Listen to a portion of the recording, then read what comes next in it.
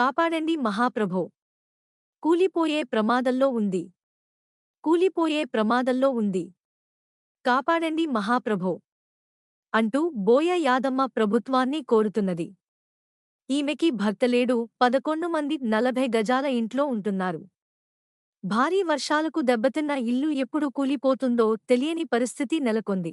వీరికి double bedroom ఇల్లు లేదని ఇదే ఇంట్లో ఉంటూ జీవనం చేస్తున్నాని మోర పెట్టుకుంటుంది. కావున ప్రభుత్వం నుండి ఆర్థిక సాయం అందించాలని జిల్లా కలెక్టర్కి, ఎమ్మెల్యేకి విజ్ఞప్తి చేస్తున్నది. కూలిపోయే ప్రమాదంలో ఉంది కనుక ఇక్కడ నివసించి వాళ్ళకు ఖచ్చితమైన డబల్ బెడ్రూమ్ రాబోయే ఇప్పుడు ఏదైతే టౌన్కి అలాట్మెంట్ అయిందో టౌన్కి అలాట్మెంట్ అయిన వాటిలో ఒక ఇల్లు ఖచ్చితంగా వీళ్ళకి ఇస్తే వీళ్ళు 11 మందికి మనం న్యాయం చేసినట్లయితుంది. ఇది నర్తకటానికి ఎంత వేపుల గేర్లో ఉంటుంది. ఇది చిన్న పాప, ఈ పాప చదువుకునే హాస్టల్లో ఉంటుంది, ఇల్లు లేక ఈ పిల్ల చదువుకుంటే హాస్టల్లో ఉంటుంది. ప్రతి ఒక్కరు ప్రభుత్వానికి వాళ్ళ ఏదో ఒక పని చేసుకుని బతుకుని ముందుకు రావడం జరుగుతుంది. వీళ్ళకు కూడా యాదమ్మకు ఆయన లేదు కదా, వీళ్ళ ఆయన కూడా లేడు.